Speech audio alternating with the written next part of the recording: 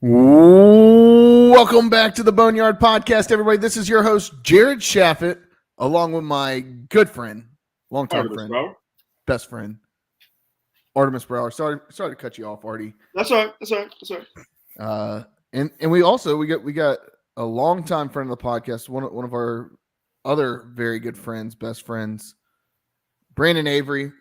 Brandon, Artie, how we doing, fellas? Hey, always a good time joining the fellas. Love pinch hitting. Love seeing your faces. Love being around. Love being part of the party. Let's get it, guys. Let's do it. It feels like I'll tell you guys off air before we join. It feels like it's been years since I've done a podcast. So let's do it. Let's get into it. Yeah, I mean, we talked about it last week on the podcast. It felt like there hasn't been an episode where it was just Artie and I, or where like it was just the two of us. Yeah, Josh has been doing a lot of pinch hitting for us doing lately, great. and then Josh is on the he's on the bench this week. We gave Josh a week off after all of his great work at the spring game this weekend and at the baseball games. So shout out to Josh. Honestly, he's one of the best things that's happened to the podcast, just being completely honest.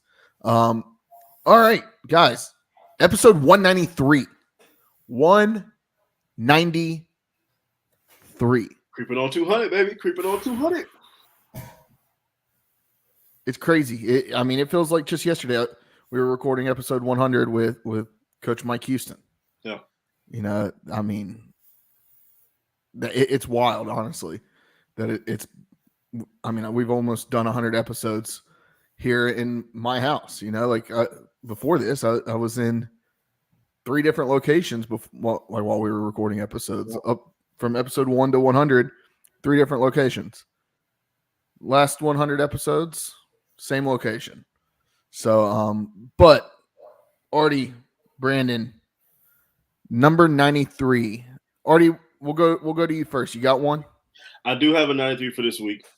This is one of the homegrown talent. Well, I shouldn't say homegrown because he's not from Chicago, but one of my favorite guys, defensive end, big ugly, but Calais Campbell. That's my 93 for the week. Solid pick. You can say that's a chalk pick, but I haven't picked Calais Campbell before. I don't think we've brought his name up on this podcast before. So that's my 93 for the week. Running by his stats, I think he's definitely a first ballot Hall of Famer. Played at the University of Miami. Walter Payton NFL Man of the Year in 2019. First team All-Pro in 2017. 2-time second team All-Pro. 6-time Pro Bowler. 2010's All-Decade Team. Bart Starr Award. Art Rooney Award winner. He's got all the accolades except for the actual big-time trophy itself. But Calais Campbell, 93, one of the best defensive ends of the last 15 to 20 years. Can't even be questioned. So that's my 93 for the week. It's a good one. Brandon, 93. Yeah, so I'm a big fan of, the first time you guys went through 100, you picked a jersey number. And then the second time around, I've been a big fan of like stats or dates or some kind of something else. I hope to God you don't take the one I had. I threw Artie the assist on 81 with the 81 Kobe game. Yes, he did. So for 93, my number and Walk the Plank today have a sports theme, but we'll get to that later in due time. The 93 from me is going to be the 1993 NFL Draft. Is that where you were going, Jared? No, that's not where I was going. So perfect. The 1993 NFL Draft, number 1 overall pick, was a little-known player to a little-known organization, Drew Bledsoe, to the New England Patriots. Of course he went to his Patriots. Of course he did. So Pac-12 Player of the Year his junior year, number 1 overall to the New England Patriots. A struggling franchise, obviously, number 1 overall pick. Got to be not doing too hot. Let's see. Youngest quarterback ever to play in the Pro Bowl in 1995. He won Super Bowl 36, 4-time Pro Bowler in 94, 96, 97, and 2002. Passing yard leader in 1994 and in the all 1990s Pats team. He currently holds the records for most pass attempts in an NFL game with 70. And all these years later, he is tied for the most completions in an NFL game with Jared Goff at 45. The biggest thing that Drew Bledsoe did was get out of the way. Famously, early in 2001, took a brutal but clean hit and stepped aside for the backup quarterback. A little known fella named Thomas Edward Brady stepped in, and rest is history. I wonder what happened to that guy. Went on, married a supermodel. Divorced a supermodel. Yeah, I honestly forget. Like Drew Bledsoe really did have a really good career. Like he was like a legit quarterback. I honestly understand why he was like salty while Tom Brady took his place, but the rest is history. So that's a good one. That's a good one. I mean, I got the text message from Jared to hop onto this maybe an hour ago, and I was like, if I'm gonna be here, I'm gonna do my job. So there you go, boys. Nice. Hold on though. Little caveat though. Since you are a Patriots fan, we're talking quarterbacks. Are you guys picking the quarterback? And if so, who are you picking for the third pick? So I think they're playing a bunch of smoke and mirrors right now. I don't know that they've 100% decided. So at one point it was, we're really content being the number 3 pick and we're happy to take a quarterback. And then it was, well, the door's always open. If you want to make an offer, we're always going to listen. So I don't know. I don't know that they know. I think there's some decent talent in the draft, but I'm not as sold on Drake May as everyone else seems to be. I think he's had flashes of greatness, but I think he underachieved at Carolina. I think that's fair to say, and that's not just because we're an ECU podcast. I think the hype for him was real, and I think he underachieved. I think he could be a good quarterback. I don't know that he's the franchise face. I don't know that he's going to be the guy to come in and fix your franchise. I think if it was the Pats of old and Bill Belichick was still pulling the strings, we would trade that 3 in a heartbeat for a heist of picks. But it's a new regime, and we'll see where we go. I would love to see Marvin Harrison Jr. That's just me. There you go, Jared. What's your 93? My 93. So 1993 was 31 years ago, right? Yeah. And the NHL playoffs start this weekend. With first game of the playoffs actually is Carolina Hurricanes taking on the New York Islanders, 5:00 on Saturday. If you want to reach me, do not call me during that time. But 1993, 31 years ago, was the last time a team from the country of Canada won a Stanley Cup. That was the Montreal Canadiens. Okay, so that's my 1993. It's been 31 years since, a country where that's all they do is play hockey, right, won a Stanley Cup. Crazy, embarrassing, and embarrassing. You look back. If you look back at before then, I mean, and you really have to go back to 1990. I mean, late 80s in 1990. You had a run. You had a run of, I mean, the 80s, pretty much the Stanley Cup stayed in Canada. You had Edmonton going on a nice run. Montreal won in 86, but in 93 it was the last time that a Canadian team won the Stanley Cup. I'm going to throw out a trivia question. So it's been 31 years since a Canadian team has won the Stanley Cup. Can y'all guess how many years it's been since the Toronto Maple Leafs have won a Stanley Cup? Take a wild guess. Not a huge hockey guy, but just doing the math, it has to be over 31 years. Hey, there you go. So I'm going to take a swing in the dark and say 57. Close, 56. Oi, you gotta give your boy that one. That was close enough. That's good. 1967 was the last time the Toronto Maple Leafs won a Stanley Cup. That is crazy. And they're about the year just changed, so that rolls over to 57. So no. All right, guys, let's get into it. First off, shout out the College Huddle.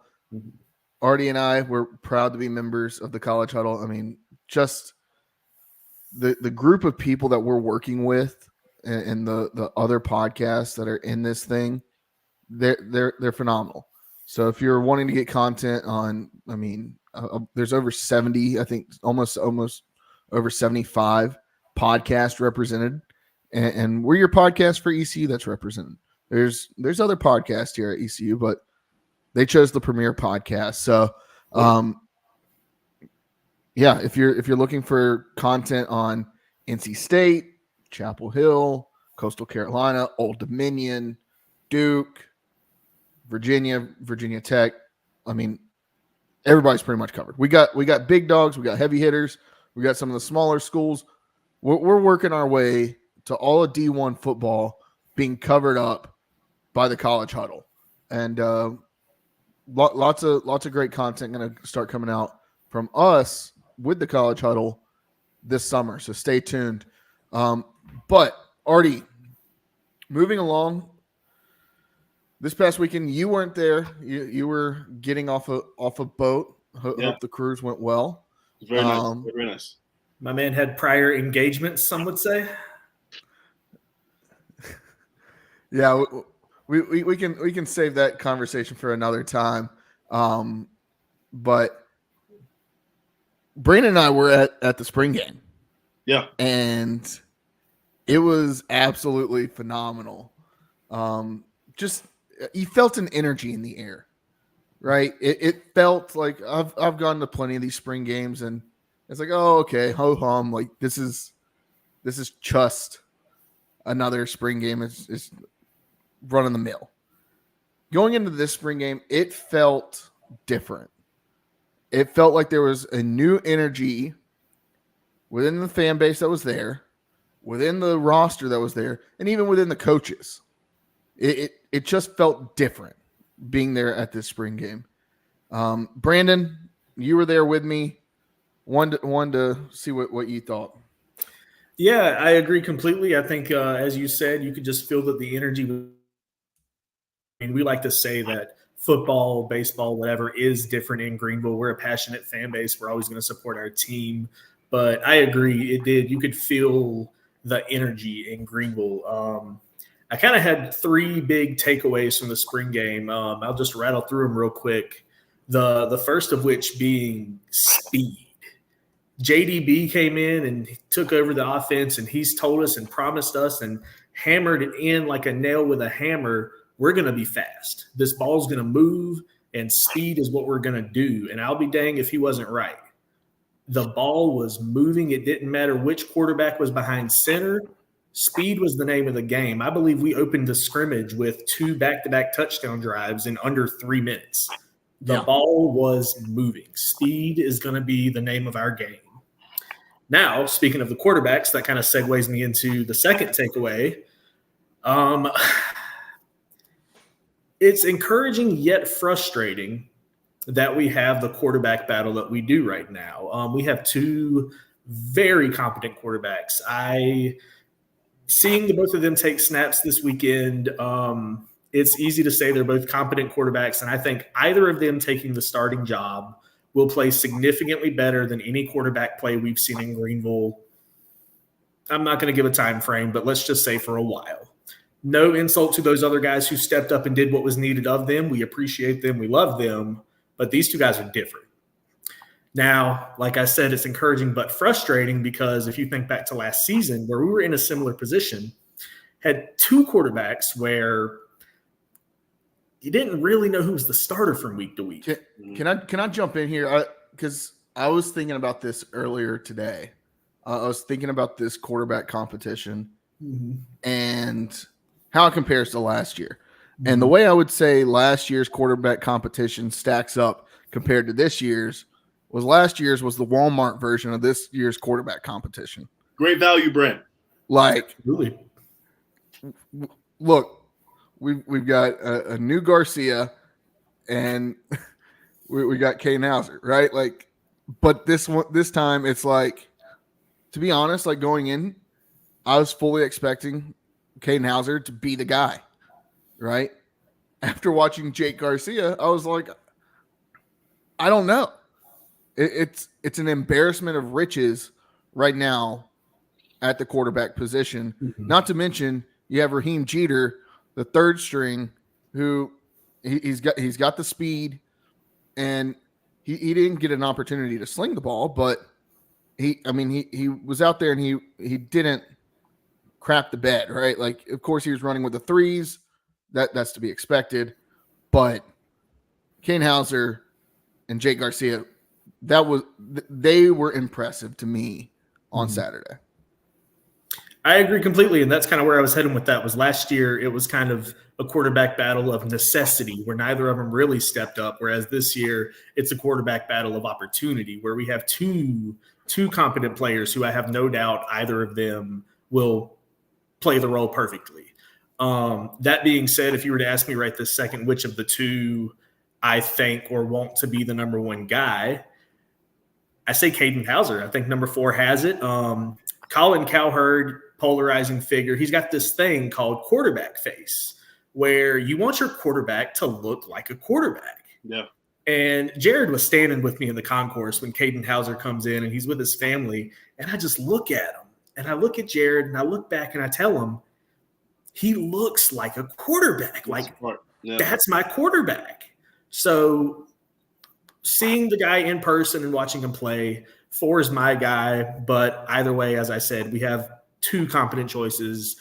I'm not worried unless a decision isn't made. That's my only worry in the quarterback room. I was just going to ask, do you think that this coaching staff understands this season, no matter whether you have a gang of riches, are they going to be able to make the decisions, okay, this is the guy, number 1, we're going with him, bar none?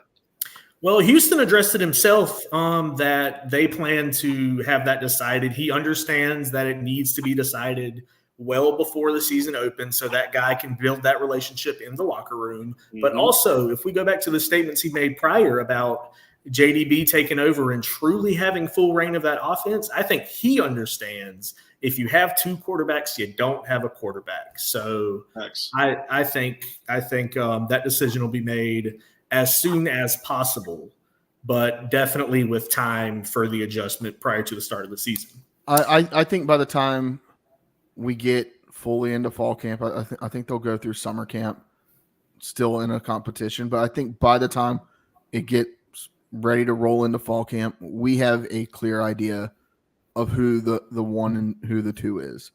And right now, like you said, Brandon, I was fully on Kane Hauser being the guy early on.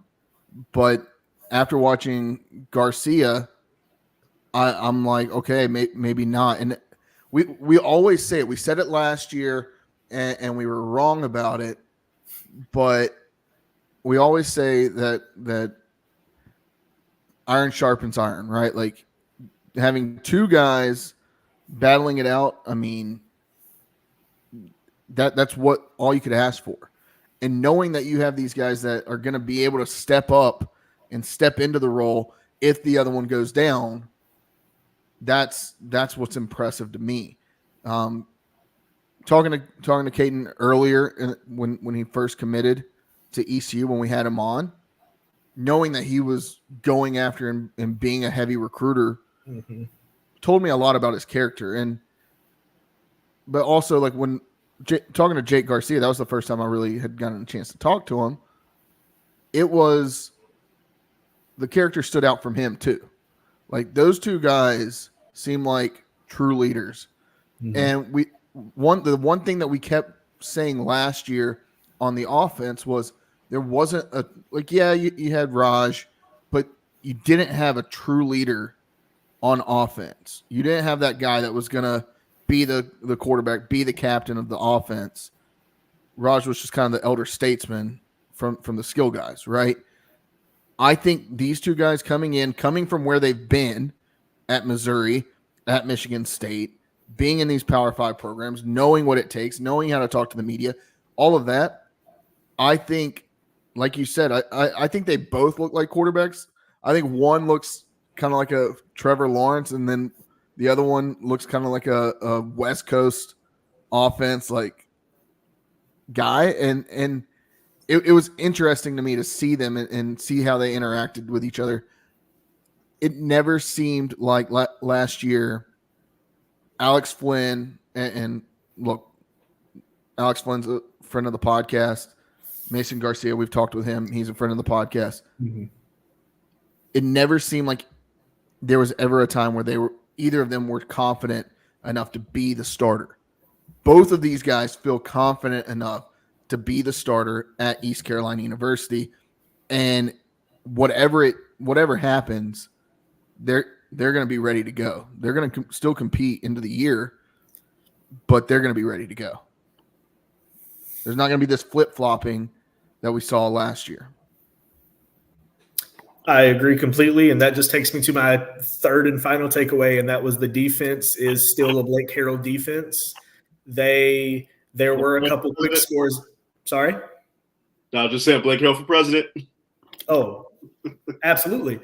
But so, like we said before, there were a couple early quick scores in the game. We were without some of our bigger defensive pieces in this scrimmage, and at the end of the day, even though early the offense did thrive, you left there saying this defense is more than capable of stopping two highly quality quarterbacks. The defense came up with multiple turnovers. I believe they scored twice off of those turnovers. I'm not in the least bit worried about this defense or Blake Harrell, and that's that. Yeah, I mean, to that point, yeah, we saw the high-powered offense. We saw the speed.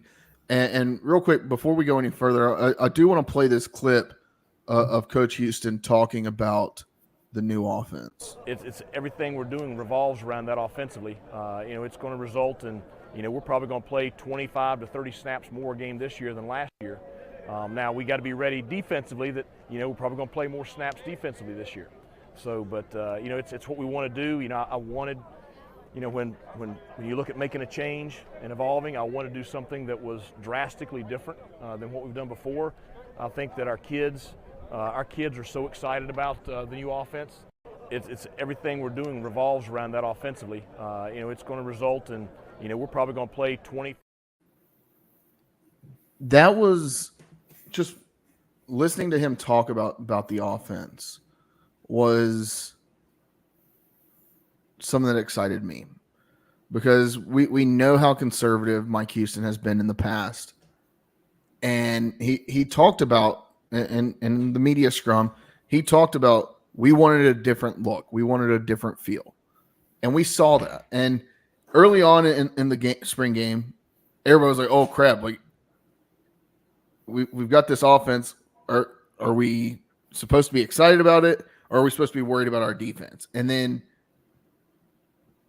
after the second quarter, the defense shut it down, right? And they came out to play ball. I think the offense was a little bit different than what they've seen before. Granted, they're practicing against it every single day, week in, week out, but it still is. It's different, and it's not going to be the same offense that any team has seen from ECU since 2014, 2015, back in the Lincoln Riley days.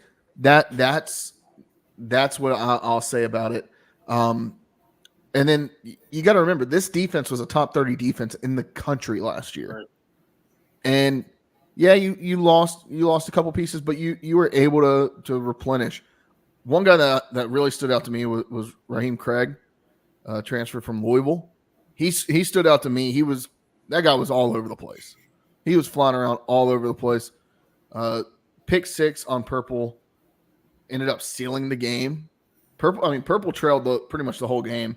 And then for it to be a freshman, Kamari McKinley, to pick that off, that was great. The thing with the offense and with having so many new pieces Brandon, you talked about speed. It's going to take some time. Mm-hmm. You got to remember, these guys have only really been playing together or practicing together for a month and a half, right? Like these guys haven't been together. Now that they're together, they're going to continue to grow and build that confidence in each other, build that team mentality and that trust. We saw there were 3 interceptions in this game, right? And I wouldn't say that any of them were on the quarterback. They were on maybe misrun routes by the wide receivers. Now, to that point, these wide receivers, this is the first time a lot of them have worked with these quarterbacks. It's not like you have a CJ Johnson and Hole Nailers or a Justin Hardy, Shane Carden. You don't have that right now. These guys are all still trying to mesh. And I thought what Coach Houston said about the wide receiver play, I thought it was interesting. I'm going to play this clip here. You know, Anthony Smith has had just an outstanding spring, but you also see, you know, guys that were here last year that just have excelled in this offense. Jari Patterson has had more explosive plays than anybody this spring, and Keelan Robinson has had just a phenomenal spring. We all know what Chase Sowell can do, but seeing those other guys, Brock Spalding, seeing those other guys that weren't here that were here last year, and they're just excelling in a new system. Yeah, and they did excel. I mean, Jake Garcia and Anthony Smith seemed like they had a great connection early on, very early on. I mean, deep balls left and right. I mean, it was raining bombs in Dowdy Ficklin Stadium, and the quarterbacks could pretty much just throw it up there, and the wide receiver was going to run up and under it and catch it. And it wasn't until later in the game where the defense really started to tighten up. I mean, they tightened up about midway through the second quarter, running clock. But there's going to be a lot. I think there's going to be a lot of points scored for this ECU team, and I think the defense is going to be strong. Granted, it's the spring game. I'm not going to read too much into it. I'm gonna stay composed, right? I mean, I can't get too jolly about it just yet, but it's something to be excited about, Pirate Nation. This is what we've been wanting. We've been wanting a new look offense. It's not just a run it down your throat, run it up the middle, first, second down. Oh, we're 3rd and 9. Okay, now let's throw a screen pass. It's not that anymore. You're going to see a lot of balls thrown to the sticks on first down. You're going to see a playbook that looks different than anything you've seen over the last 4 years. Be ready for that and be excited about that. JDB has come and he's already starting to excite Pirate Nation. Every tweet I saw on Saturday was, yeah, we're good. ECU offense is back. ECU is back. And it's hard not to feel that way. It's hard not to feel that way watching this team. That's really, I mean, all I had on it. Overall, exciting day. Mm-hmm. Just an exciting day. I am really excited for where this program's going. And I think this team is going to scare a lot of programs, a lot of teams this fall. There's not anybody that I see on our schedule that I don't think is unbeatable. Mm-hmm. If this offense can mesh and can play well together. I just don't.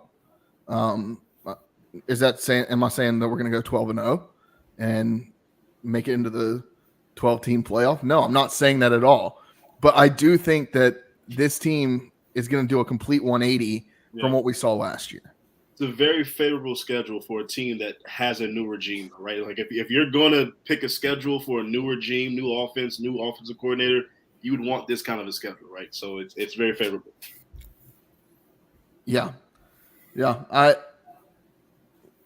I had several people that were there texting me saying, I don't care what the over-under is on ECU football, I'm hitting the over. I had more than 4 or 5 people text me that at the spring game. And I agree. smash that over. Artie took the words out of my mouth. I had multiple people reach out to me after I posted a picture at the game, like, hey, how are we looking? What's next season looking like? And I told every single one of them exactly what Artie just said.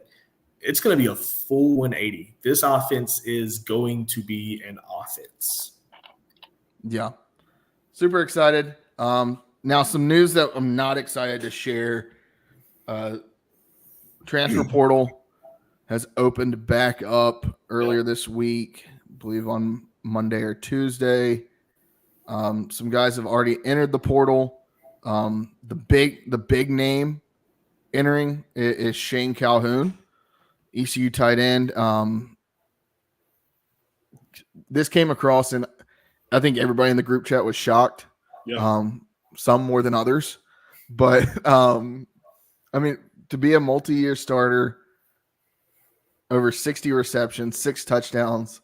I mean, he was kind of the guy that, in case of emergency, break glass and find Shane Calhoun. Yeah, that was the guy, and he's no longer going to be on this team. But I do think that, much like the 2 top guys at the quarterback position, I think that this tight end room has really filled out. Really liked what I saw from Casey Kelly on Saturday, transfer from Oregon. I think it's going to be okay. Shane's a great guy. Had the pleasure of talking with him multiple times, and he's a great guy. I wish him the best of luck, like we always do.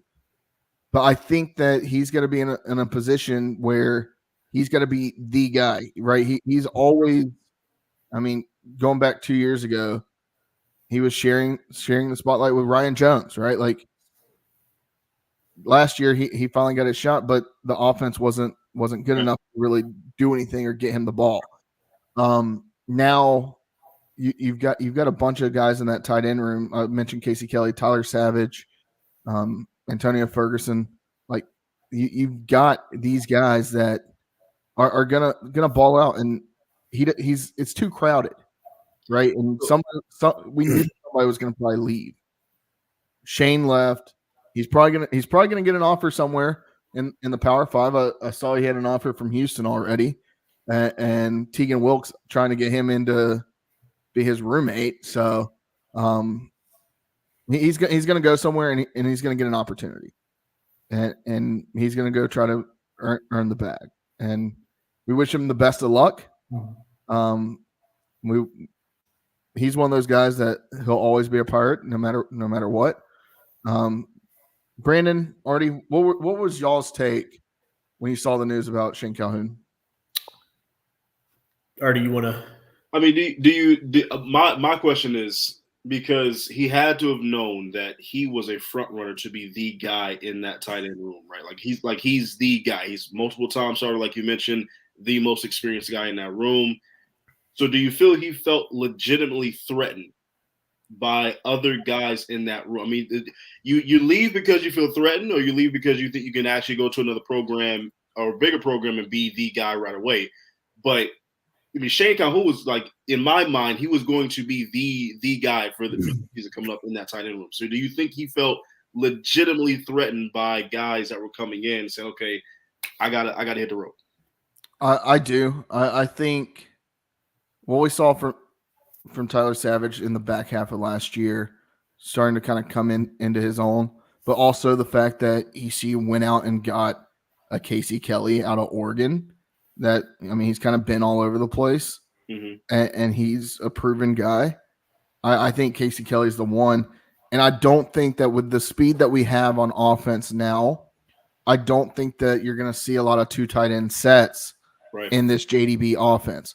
So I don't think there's going to be as much opportunity for him, especially if, I mean, Casey Kelly is he's one of JDB's guys, right? Like, they've known each other for a while. He comes in, okay, this makes sense. He's going to be the guy. And I think Shane, being in his last year of eligibility, needed to go somewhere where he needs to go somewhere where he's going to be the guy to try to make it to the draft. Brandon? Yeah, just to Just to put a bow on that, it's no secret I've been a Shane Calhoun fan. I mean, I've given him the nickname Big Play Calhoun since his first season here at ECU. Like, big fan of his game. I'm a big fan of tight end play generally, but I think he's a guy.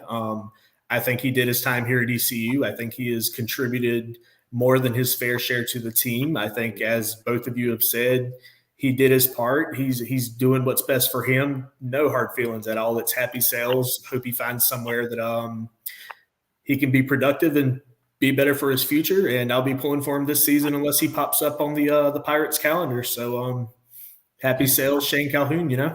Yeah, the only way that you won't have fans here at the Boneyard Podcast is if you go to that school in Raleigh. That's the only way. You can go from being a friend of the podcast to an enemy of the podcast real quick. All right. Also, Kadarius Small entered the transfer portal today. Transferred in from JUCO in December. So, and then we can't forget Omega Blake, transfer from South Carolina, also entered the transfer portal. That one, I'll be honest, I wasn't that surprised. If there was going to be a wide receiver that went into the portal, that's who I figured it was going to be. And that wide receiver room it's full too. I mean, you got guys, Anthony Smith, Chase Sowell, Jari Patterson, Brock Spalding had a good Saturday. You've got guys. I just don't think Omega Blake was going to be the guy here at ECU. He doesn't remind me of an Isaiah Winstead type coming in. Now Anthony Smith does. Anthony Smith reminds me of that kind of guy that is going to come in and make an impact right away. So best of luck to him. I think he's going to go off into. I think we talked about it in the group chat. I think I could see him going off into the MAC or another G5 school, and where he could be the sole guy at the wide receiver position.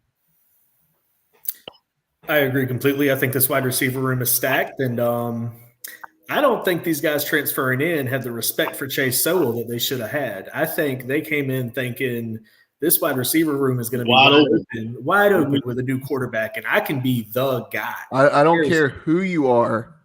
Chase Sowell is still wide receiver 1. 5 is that guy. He's going to be the guy. I told him earlier this week, he's got an all-conference bag, and he's going for an all-conference bag. That man is going to get it this season. Chase Sowell is going to be the guy regardless of who lines up under center. And these wide receivers are taking notice. So that's not even a hot take. I definitely think he's going to be all conference. It's not even a hot take. Mm-hmm. For sure. All right. Anything else on football before we put a bow on this and move along? We can talk. I can talk football all day, all night long. Anything else? All right. Moving on. Basketball. Transfer portal. Instead of guys leaving the program, now somebody is coming to ECU. Guard out of Gardner Webb, Julian Samaro. I'm hoping I'm pronouncing that name correctly. Averaging 12 points per game last year with the Gardner Webb. What are they? Are they the Bulldogs? Yes. The running Bulldogs, right? Y'all's feeling on bringing in Julian. I don't know much about the guy. I got to do my research. Got to see what he's about. But finally, we bring somebody in, right? Like it's not guys leaving. It's somebody coming into the program. So we'll see. We'll see. Coming from Gardner Webb, don't really know too much about the program, but I'm glad to see guys coming in and not going out. Just to echo Artie, absolutely happy to see guys coming in instead of the mass exodus that we've already had this offseason, but way too early to tell, and one player a team does not make, so we've still got pieces to fill. So right, good start, but still plenty of work to go. And I think this is Schwartz's thing, right? Like, he's basically told this roster, okay, he said these are my guys, right? Like, either get with the program or get out. And everybody got out except for RJ Felton. But with that being said, I think he's gonna reload right? Like it's going to be a total rebuild. It'll be interesting to see what he puts together. There's a lot of good names out there in the portal at some of the at some of the lower tier schools that have a lot of opportunity. In some of the lower mid majors, there's a lot of guys, and you got to find somebody instead of maybe taking a risk on or bringing in somebody that was never going to be the guy at a Power 5 school or at a blue blood. You may need to take a risk on somebody that wants to be the guy at the next step, right? And I think that's what ECU is going to try to do this year. Last year they swung for the fences, brought in Cam Hayes, and they didn't get it done, right? Like that's my take. So anything else on basketball? I don't want to talk about basketball. Quick and easy. I don't want to talk about basketball. Keep going. Nobody wants to talk about basketball. We're excited about football. ECU baseball has us excited. Yes. There's no reason to talk about basketball. Like, talk about the things that make you happy in life. And I'm not going to spend much time on this podcast this week talking about basketball. All right, baseball. Number 9 in the country, East Carolina University, won the homestand this past weekend against Charlotte at home. And game 1, absolutely electric. Trey Savage and Joey D. They teamed up to throw the second combined no-hitter and run rule a team, the second one in the span of, I believe, 4 days. That is absolutely elite. Savage, 6 innings pitched, 12 strikeouts. He's on the Golden Spikes Award watch list. Him and I believe it's Zach Root that's also on that list. Just an outstanding day, right? No hitting the 49ers. And then game 2 comes around and ECU wins that one. And then unfortunately game 3, I've always said Sundays can be a toss-up in college baseball, no matter what. And ECU let the lead slip. I think one thing that hurt the Pirates was that was their 5th game of the week. You're usually used to playing 4.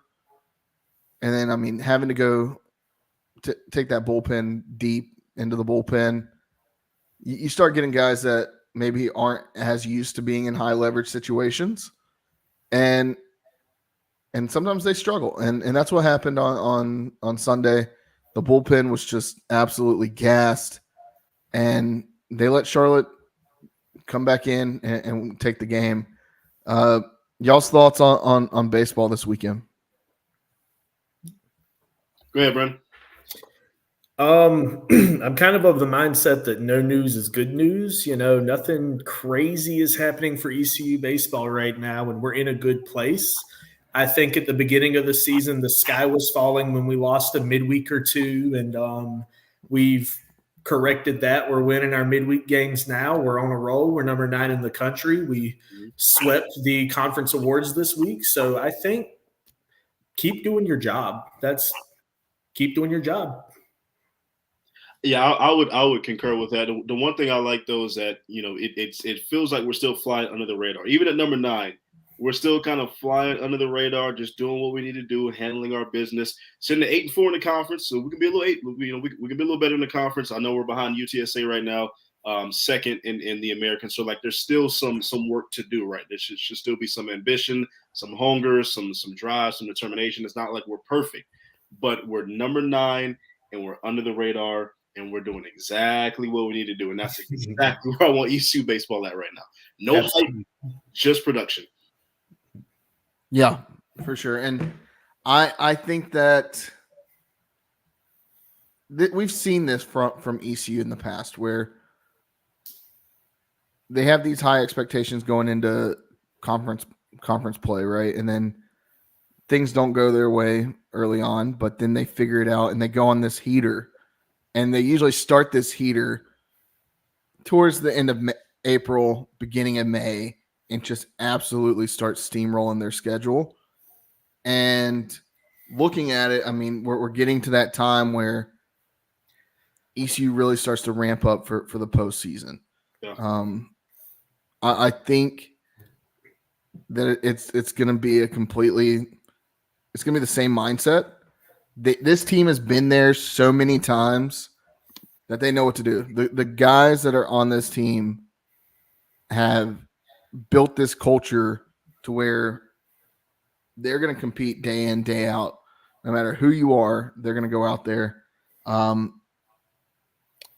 say that I think ECU will catch San Antonio. San Antonio's eventually got to drop a couple of games here and there, and ECU's going to get back into it.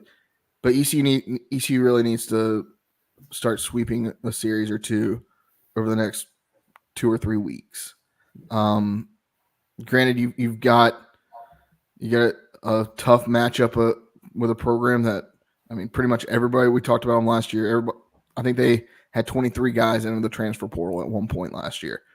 Their whole roster pretty much flipped over. So that you've got a bunch of transfers on this Wichita State team that ECU plays this weekend.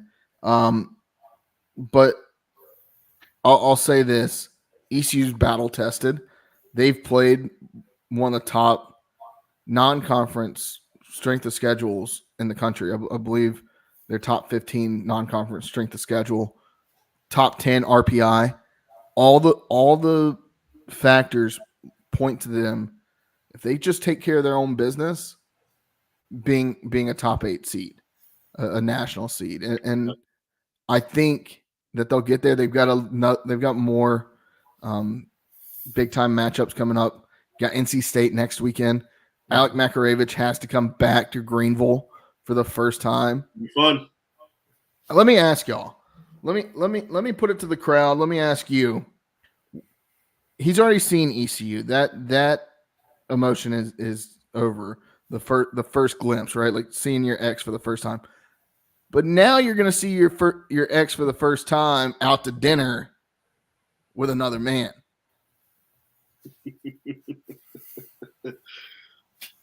What do you think is the what do you think is going to be the reaction inside Clark LeClaire this coming Tuesday? I think the old heads will be just fine. I think they're going to show him a lot of respect, a lot of love, a lot of admiration, and I think anybody under the age of 25, it's going to be nice and greased up, nice and oiled up, and let him hear. Now, if you're out there in the jungle, you have a job to do. So the jungle, you gotta let them know. But I think it's going to be a 50-50 split. I think your older crowd is going to be respectful. Your younger crowd is going to let them know. That is almost verbatim where I was going with that. I think your left field megaphones who are a staple, they're older, respectable. I think they'll chirp, but I think it'll be the like respectful. And I think your older crowd will be, we're enemies, but responsibly. But I agree. I think your college kids, your recent graduates, Tuesday night game, place is going to be jam-packed with about 6,000 of your closest friends. They're going to let them know. He's going to hear something, but I think it's going to turn into a 9 innings of you're our enemy and a respectful send-off is kind of how I see that playing out. Like, we aren't upset because we beat you at your place. Hopefully we beat you at ours. So what do we have to be spiteful about? Like, you did what was best for you. Right. All love. It's not like we dipped as a program, right? Like, all love, I'll say that it's gonna make for, like, we had the storyline the last time, but now this is the plot, right? Like we knew the storyline. This is the plot. Like, the plot is thickening. We know exactly how it's gonna go. Does it play out the way we want it to? And I can't wait till it's going to be some storybook. it's going to be Danny Bill standing on the mound, or Wyatt Lunsford-Chinkman standing on the mound, 9th inning, 2 outs. Who comes up to bat? No, none other than Alec Makaravich. Tying run on first. What's going to happen? And it's going to be absolutely electric next week in CLS. I wish more than anything that I could be there, because I do. I think the crowd will be respectable, and most of the time they are. And then you'll have the students out in right field that luckily he's going to be far away from them at third base. He won't have to hear them. He'll probably have to deal more with them when he's warming up, but it's gonna be fun. It's gonna be a lot of fun seeing what goes on next Tuesday night. And if ECU can come out and blast them again, that would be the cream of the crop. That would be the icing on the cake. To be able to do that and say, okay, you left us for another man. All right, well, we're in our glow up phase. So, want to mention last week Tyler Yesavage. I think Brandon, you mentioned it a little bit ago. Tyler Savage named Pitcher of the Week in the American Athletic Conference after his part in the combined no-hitter. But then Riley Johnson, I mean, out of the clouds. I mean, come on down, son. Just absolutely on fire. Helped ECU get to 4-1 on the week last week. Hit .533, 8 for 15 with 8 runs scored, 2 doubles, a triple, a home run, and 6 RBI. He had a hit and scored a run in all 5 contests. Had 3 runs driven in 2 of the Pirates games against Charlotte over the weekend. Absolutely phenomenal. I mean, then you come to find out, I think on Monday, his grandfather passed away. He hit a bomb the next day, caught the ball to finish the game on a. If he doesn't catch that ball, the game's over against William and Mary.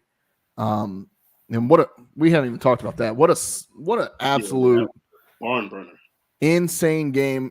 I hate that I didn't watch the game. 5.5 hours. I hate that I didn't watch the game, but I wasn't going to give any more money to Flow Sports. All my homies hate Flow Sports. But yeah, I mean, it was a knockdown, drag out fight. You throw a punch, I throw a punch. You throw a punch, I throw a punch. Who's going to throw the last punch? And ECU did, but I mean, William and Mary was threatening in what was it, the 14th inning, I believe, 13th inning. I think it went to 13. I think so. Absolutely wild. ECU had 20 strikeouts in the game for the first time since 1970. Just wild. But that was on a night, and everybody was concerned. Oh, we're losing to William and Mary. Oh, we can't lose to William and Mary. We can't do this. We can't do that. If you look around the country that night, all the top teams lost to other teams that are seen as lower to them. Alabama lost to UAB. I want to say Florida State lost to Stetson or somebody like that. I mean, there was a lot of what you call upsets across the country on Tuesday night, and ECU survived, right? That's all you can do. And their RPI jumped to number 8, and that's all you can ask for. Do your job, go out there and do your job and take care of your business. Don't worry about anybody else. Take care of your business. And ECU did that. Next up, Wichita State at home this weekend. Do have some notes on Wichita State. First off, it's going to be quite possibly all 3 games being pitching duels. I think that Friday night it's gonna be a close game. Don't expect ECU to run away with a game during this series. Now, I'll say that ECU's offense, if they can get hot, like they've been known to do, where they string across different runs, or like they'll have an inning where they have 4 or 5 runs and just absolutely lay it on them. They need to be more consistent on being able to do that.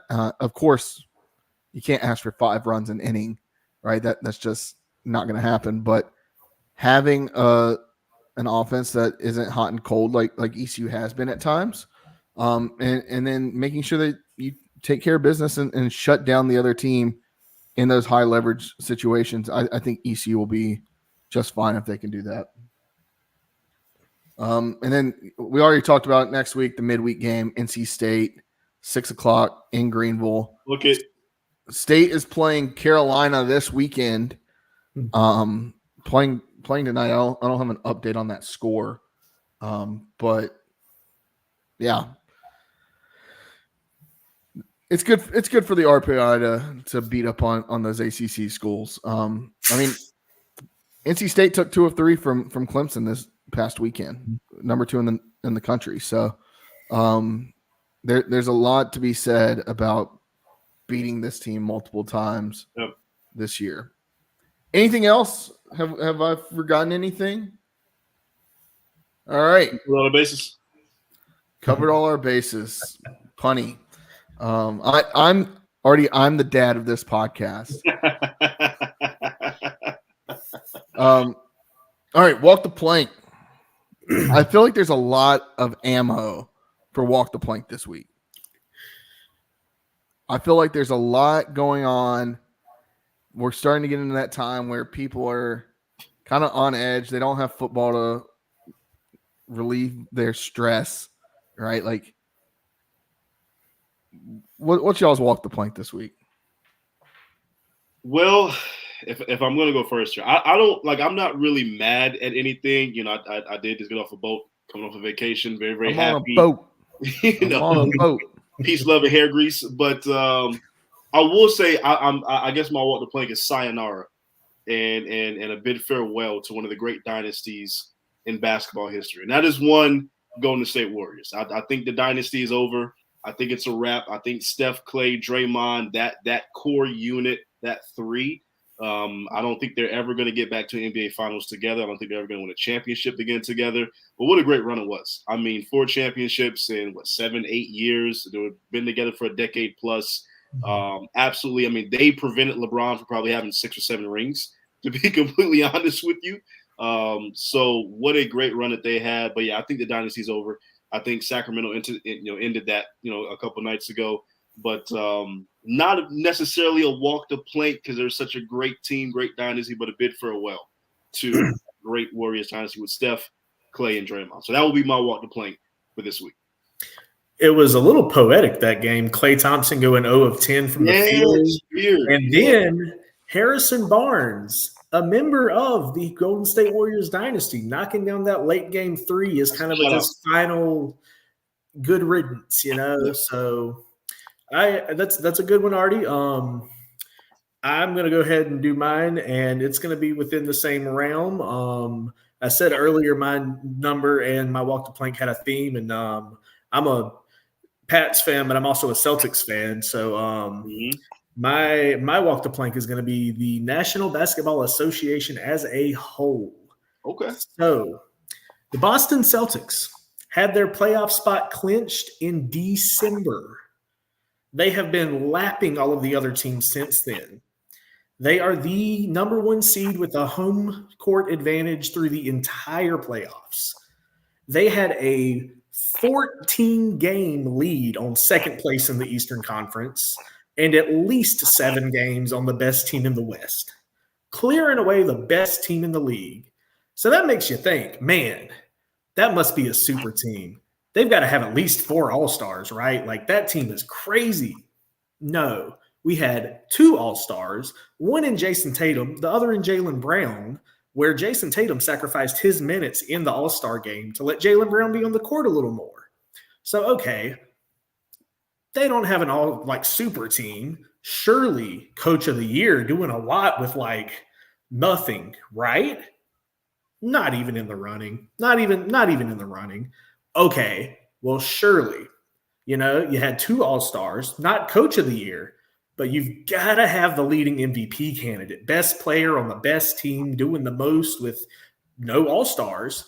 No, Jason Tatum's maybe 5th or 6th in MVP conversations right now. Okay. So, not Coach of the Year, not MVP, not a lot of All-Stars. Brad Stevens, Executive of the Year, gotta be a lock. Off-season, went and got Drew Holiday, signed him to an extension for less than he was asking for. Went and got Porzingis, locked up the paint a little bit. Just all around made this team better. Not looking like that's happening either. Question for you. What's going on? How are we so much better than all these other teams, but no one's the best at what they're doing? Make it make sense to me. I don't get it. I'm not going to get it.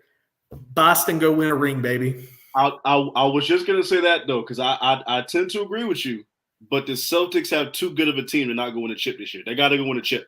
They got to get it done. They want nothing. They got to fly through the East, and then they got to. Obviously, I'm thinking they're going to see Denver in the finals. They got to get a chip. I want nothing more than for them to go win Banner 18 this year, and every year. Honestly, but this looks like the year that it needs to get done more than any. But yeah, the whole NBA as a whole can take a swift swim in the water and walk the plank from here. So, like it. Over to you, Jared. Can I wake up from my nap now? Shut up, Jared. I'm kidding, guys. No, I've got 2, and one of them's an extension of mine from last week. The Arizona Coyotes have officially announced that they are relocating the team to Salt Lake City. Owner of the Utah Jazz, Ryan Smith, has purchased the team, but basically what's happening is they're moving the team. The players and some staff are going to be moved to Utah.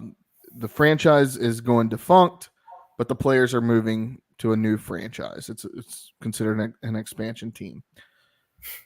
Now, the Arizona Coyotes guys, for the last 2 years, have been playing in Arizona State's hockey arena, Mullet Arena, right? Quite fitting name, if you ask me.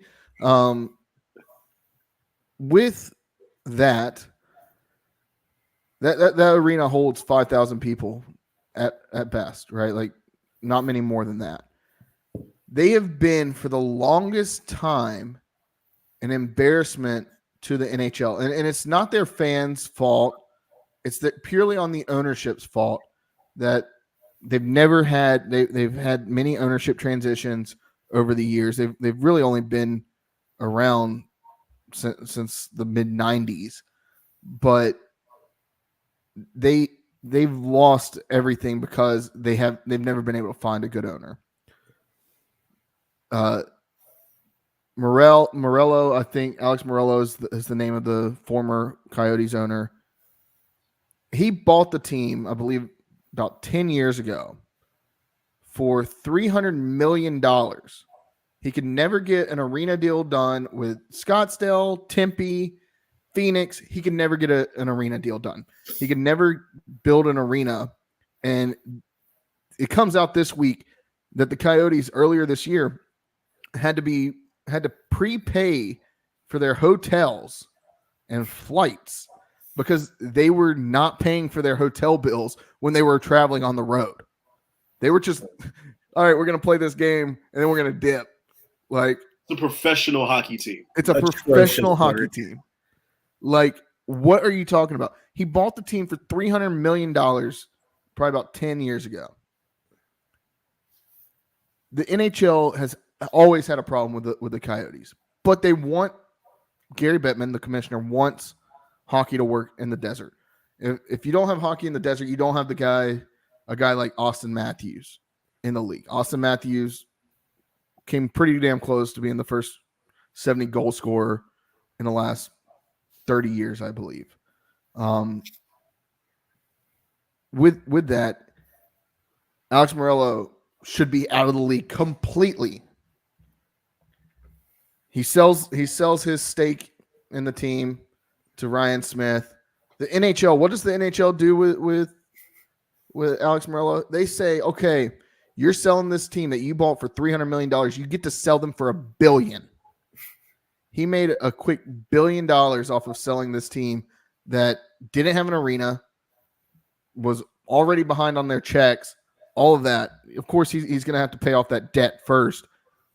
But they said, in 5 years, if you can figure it out, we're going to give you another franchise, or you're going to be able to bring back this franchise as an expansion team and get all these benefits of being an expansion team, which is you don't have to abide by the salary cap for like the first 3 or 4 years. You get to pick a player from each team in the league to bring into your organization.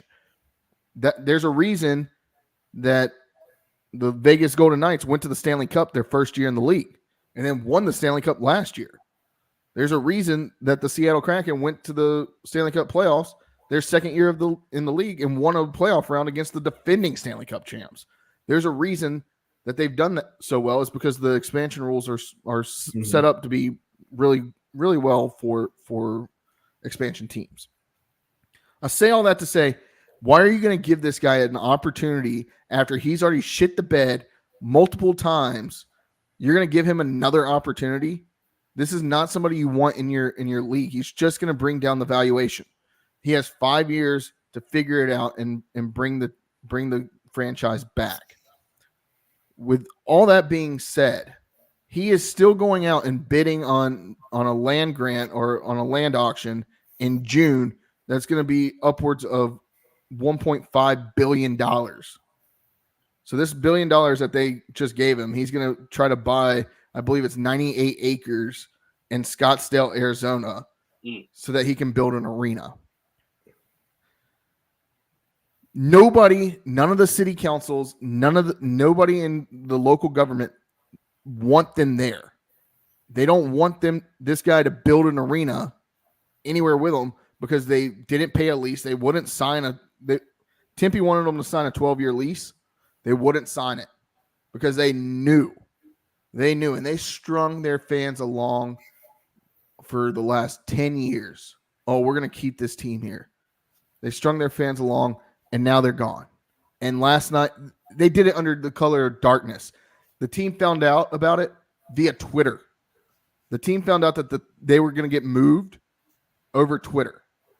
Going to have to uproot their whole lives because of this. So, Arizona Coyotes, Alex Morello, really? You can walk the damn plank because you're a scumbag. And then the second one. Well, hold on. First, RIP to some of the best uniforms in the NHL. Yeah. Oh, yeah. Coyotes have some great uniforms. That is, yeah. RIP. Yeah, those are some of the best ones out there. The Kuchina jersey. But if they come back, if somebody brings a team back to Arizona, they can have those jerseys. They'll be able to start that franchise back up. All right. My other one. Did y'all see this interaction between this reporter and Caitlin Clark? Oh, yeah. The heart sign one? Is that the heart sign? That was so awkward. So weird. I don't know.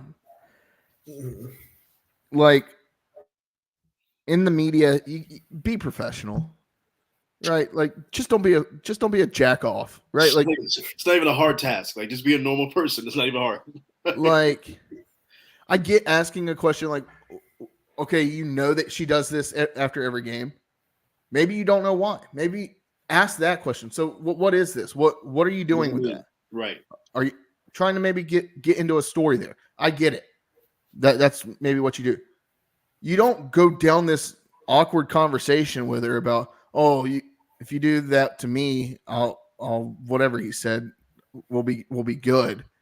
Really, really freaking awkward. That's a walk the plank. And then he tried to say, oh, I was awfully and awkward and didn't come out the way I wanted it to. No, you were being sexist and misogynistic, and it came out the way that it came out, and everybody's calling you on your bullshit now. All right. And this is the biggest superstar in women's basketball since, Brianna Griner came out, right? Like that's or Brittany Griner. I'm thinking of what is it, Brianna Stewart? Mm-hmm. Brittany Griner, Cheryl Miller before that. She's up there with those types. Now, I do want to mention there's a lot of people talking about the pay in the WNBA. And I'll be honest, I've never watched a WNBA game. Still not going to watch a WNBA game. Oh, come on, Jared.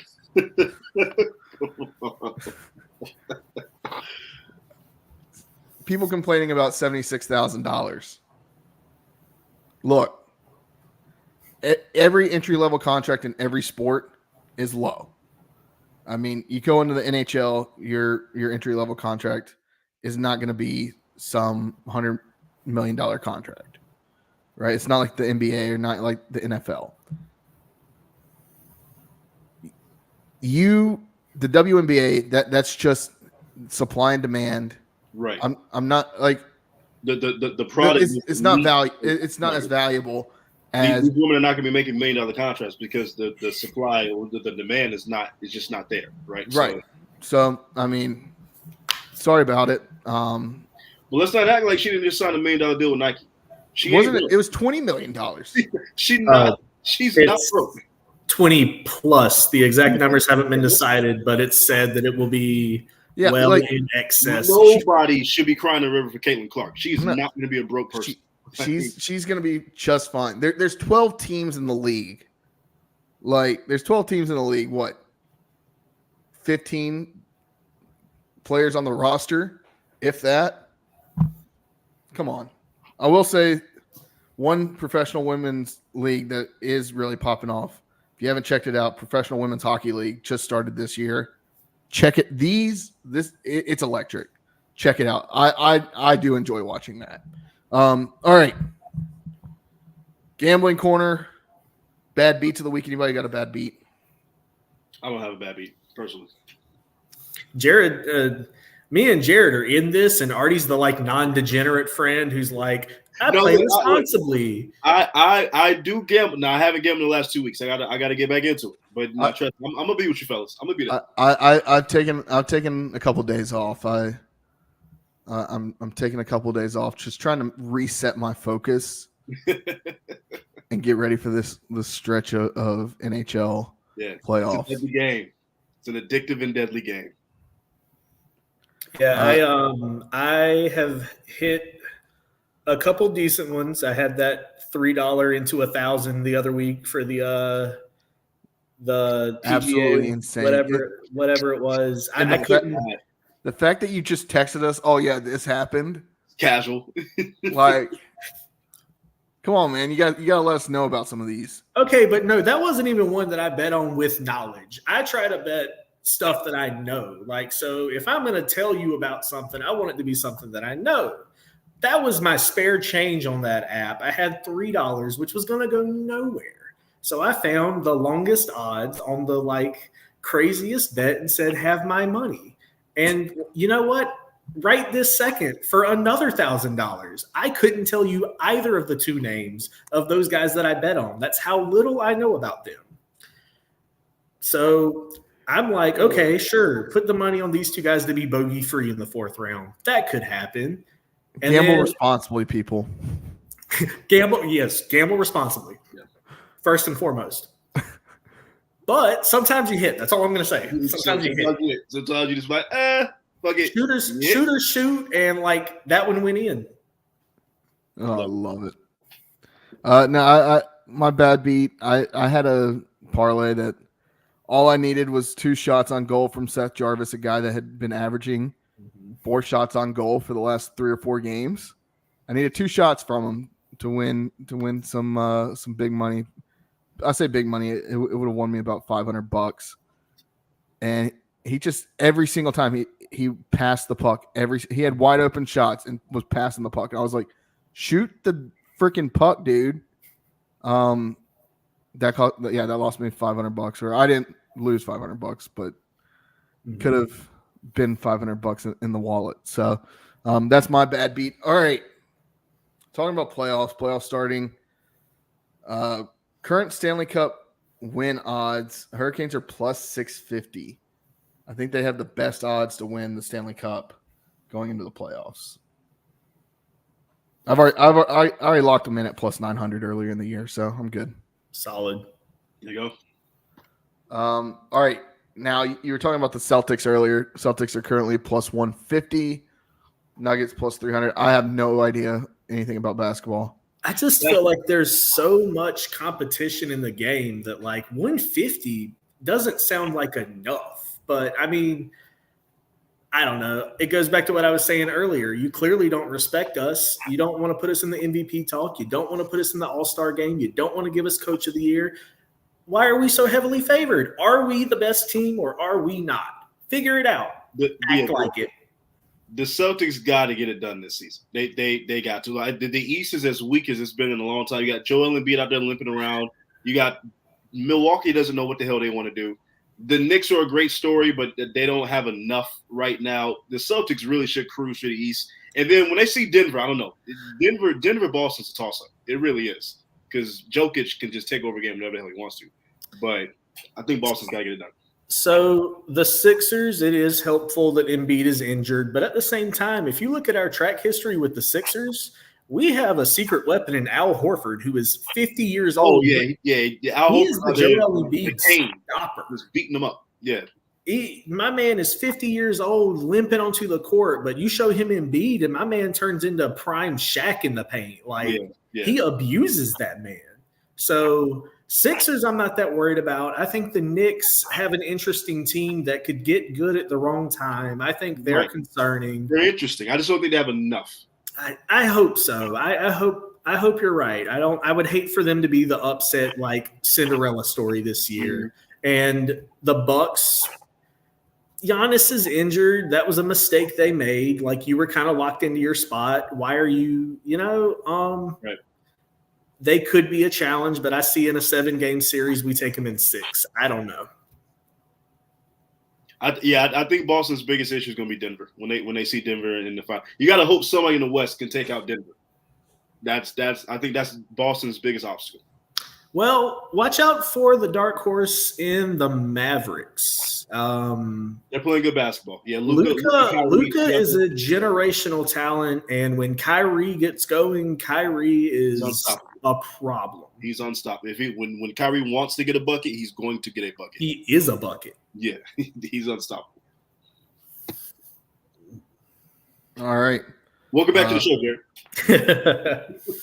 No, I was just looking at DraftKings, seeing if I had any other bets for the weekend, but I don't. All right. I think that's it. Good show, guys. Yes. Brandon, we just need to have you on more. I don't know. That felt good. It felt good. All right.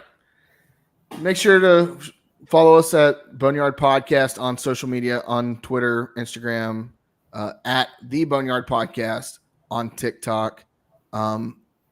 We're proud to be members of the Variety Sports Network. So shout out to them. Lots of great content going on. The 5-Hole Podcast gearing up for the NHL playoffs. And then subscribe to us on YouTube. If you're watching right now, I see a lot of you are watching right now. I mean, close to 200 people watching from what I see. Subscribe on YouTube. All right?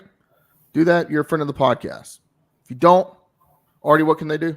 Walk the damn link. For sure. And then also leave us a 5-star review wherever you listen to your podcast, whether that's on Apple, Spotify, Google Podcast, iHeartRadio. I think we're there. I don't really know anymore. Wherever you listen to your podcast, leave us a 5-star review. Write something nice. Tell Brandon, hey, you're a good lawyer. Congratulations. And if you do that, once again, friend of the podcast, Brandon, if they leave us anything less than a 5-star review, what can they do? I'm legally obligated to say walk the damn plank. You're damn right you are. If you don't do it, walk the damn plank. That's all I got. Artie, let's get out of here. Hey, it's good to be back, Pirate Nation. Let's get it. Wash your hands, wash your butts. As always, great episode. Deuce.